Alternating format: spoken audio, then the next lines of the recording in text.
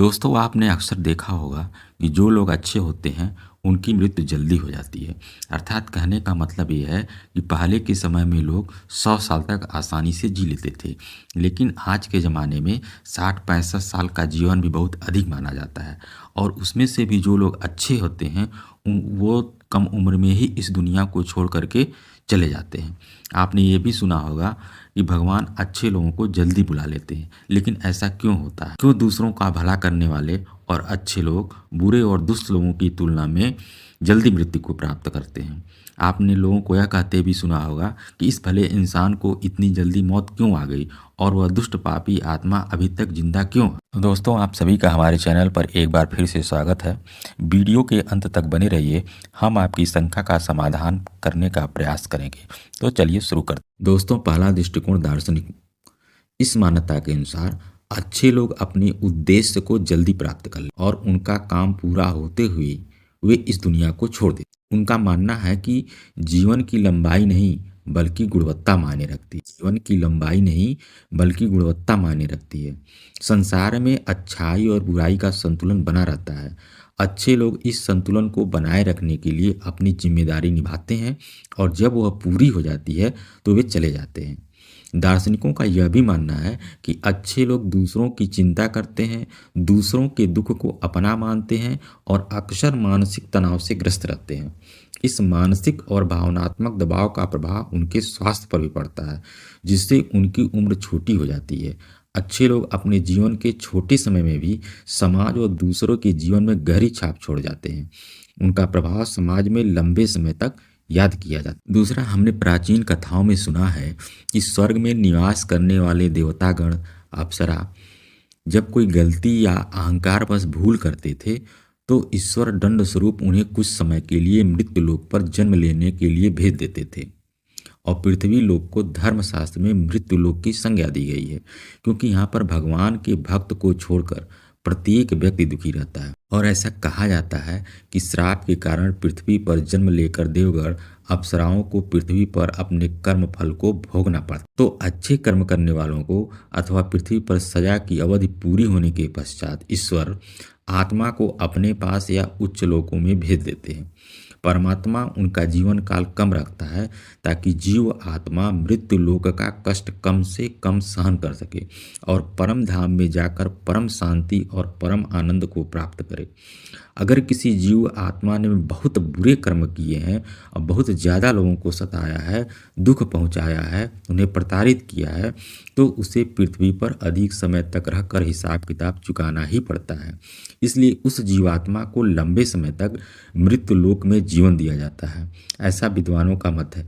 लेकिन इसका मतलब ये नहीं है कि जो इस पृथ्वी पर लंबे उम्र तक जी रहा है तो उसने पाप ही किया हो।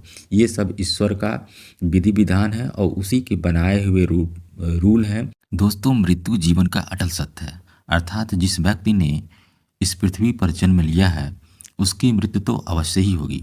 और हमारे सनातन धर्म में भी ऐसा माना जाता है कि किसी भी व्यक्ति के जन्म से पहले ही तय हो जाता है कि उसका जन्म कहाँ होगा, उस किसके गर्भ में उसका जन्म होगा, उसके माता पिता कौन होंगे, उसका किसके साथ विवाह होगा, उसके कौन भाई होंगे, कौन बहन होंगे, कौन पड़ोसी होंगे, कौन उसके टीचर होंगे। यानी उसके पूरे जीवन का रेखा चित्र खींच दिया जाता है और तभी उसका जन्म होता है। और यहाँ तक यह भी तय हो जाता है कि उसकी मृत्यु कहाँ होगी, कब होगी और किस माध्यम से होगी।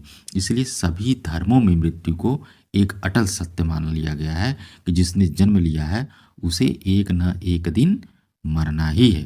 और किसी का जीवन हो या मृत्यु सब भगवान के हाथों में ही हो। दूसरी बात यह है कि पृथ्वी पर जब व्यक्ति का समय पूरा हो जाता है तो शरीर मृत्यु को प्राप्त होता है, आत्मा को नहीं। क्यों? आत्मा तो अजर अमर अविनाशी है, आत्मा अदृश्य है। केवल बाहरी आवरण के रूप में ही हमें यह शरीर दिखाई पड़ता है। ज्ञानी लोगों को ही स्वयं के भीतर स्थित अपनी आत्मा का एहसास होता है। सामान्य मनुष्य को यह एहसास नहीं होता है। जो मेडिटेशन करते हैं, सन्यासी होते हैं, उन्हें ही अपनी आत्मा का एहसास होता है। बाकी लोगों को तो केवल अपने शरीर का एहसास रहता है। जब किसी की मृत्यु होती है तब साधारण मनुष्य उसके शरीर को मरता हुआ देखता है। आत्मा अदृश्य होने के कारण अधिकांश लोगों को ऐसा लगता है कि हमेशा तो दूसरे मरते हैं, मैं तो अमर हूँ, शाश्वत हूँ, सनातन हूँ। इसीलिए ये कहा जाता है कि शरीर मृत्यु होती है, और जब हमारा जन्म होता है क्लोज रिलेटिव में ही हमें फिर दोबारा हम जन्म लेते हैं, किसी के पुत्र बन करके, किसी की पत्नी बन करके, किसी का भाई बन करके हमारा पूर्ण जन्म होता है। और जो भी हमने उस जन्म में कर्म किए हैं, उस कर्मों को चुकाने के लिए हमें उनके आसपास ही जन्म लेते हैं और कर्म फल को हम चुकाते हैं। कहने का मतलब ये है कि यह मृत्युलोक समस्त ब्रह्मांड में न तो अच्छी जगह है और न बुरी जगह है। आप इसे कर्म भूमि मान सकते हैं, और कर्मों के हिसाब से ही आपकी आगे की यात्रा तय होती है। जब हम जन्म लेकर यहाँ आते हैं तो हमें इस मृत्युलोक की माया जाल और मोह माया घेर लेती है, और हमें यह मृत्युलोक बहुत अच्छा लगने लगता है। हमें इस मृत्युलोक और यहाँ रहने वाले लोगों से मोह हो जाता है। हम इस मृत्यु लोक को छोड़ करके जाना नहीं चाहते हैं, और हमारा कोई साथी भी इस लोक को छोड़ कर जब चला जाता है तो हमें बहुत दुख होता है। तो जब किसी इंसान की मौत होती है तो वह जीवात्मा यमराज के पास जाती है, और वहाँ उसके कर्मों का लेखा जोखा होता है, और उसमें देखा जाता है कि उस जीवात्मा ने अच्छे कर्म किए हैं या बुरे कर्म किए हैं। अगर किसी जीवात्मा ने मृत्युलोक में बहुत बुरे कर्म किए हैं, बहुत ज़्यादा लोगों को सताया है, प्रताड़ित किया है, लूटा है, उन्हें दुख पहुँचाया है, तो उसे दूसरे जन्म में उन सभी के साथ हिसाब चुकता करना ही पड़ता है, और उसी कारण उसे जीवात्मा को लंबा जीवन काल मिलता है। यदि जीवात्मा ने अच्छे कर्म किए हैं तो उसे अगले जन्म में कम सांसें दी जाती है। कई लोग कहते हैं कि अच्छे कर्म करने वालों को लंबा जीवन देना चाहिए और बुरे कर्म करने वालों को कम जीवन देना चाहिए, लेकिन भगवान ने जो व्यवस्था बनाई है वह उत्तम है। क्यों?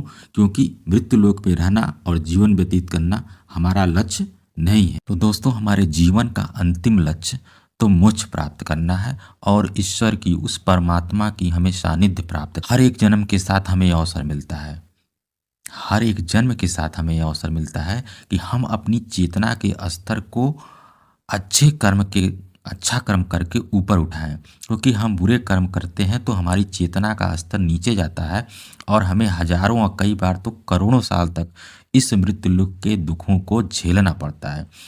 और ये कहा जाता है कि एक जीवात्मा को लगभग 84 लाख बार इस संसार के चक्कर काटने पड़ते हैं, यानी 84 लाख योनियों में भ्रमण करना पड़ता है, तब जाकर के कहीं हमें मनुष्य का जन्म मिलता है, और वो मनुष्य के जन्म में ही हम मोक्ष प्राप्त। लेकिन जो जीवात्मा अच्छे हैं, भले कर्म करते हैं, दूसरों की भलाई करते हैं, सबके दुख सुख में सहभागी होते हैं, वह जीवात्मा जल्द से जल्द जो है मोक्ष प्राप्त कर लेती है। जन्म के कुछ दिन के बाद ही मोक्ष प्राप्त कर लेती है।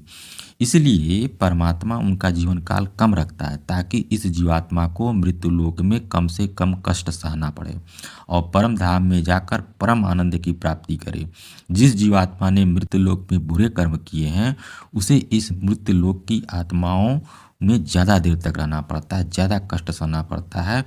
कई बार तो हजारों लाखों जन्म के बाद भी उसकी आत्मा पवित्र नहीं होती है। जब 84 लाख योनियों में जब उसे चक्कर काट लेता है, तब जाकर के कहीं उसे मोक्ष की प्राप्ति होती है, तब उसे ईश्वर की सानिध्य प्राप्त होता है, उसे परम धाम की प्राप्ति होती है।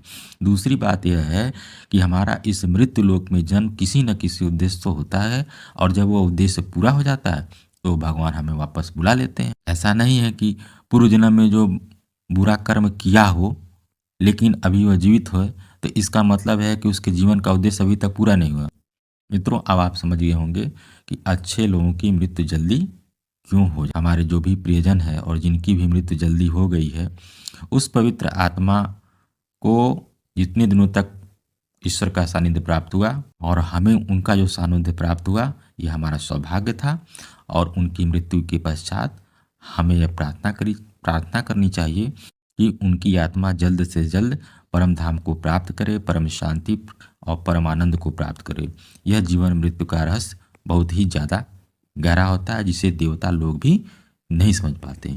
इसलिए दोस्तों, आज से अपने जीवन को सार्थक बनाने के लिए गलत आदतों को छोड़िए, अच्छे कर्म करिए, भगवान का नाम जाप करिए, आध्यात्म में मन लगाइए, क्योंकि ईश्वर ही सर्वशक्तिमान है, वही हमारा बेड़ा पार कर सकता है।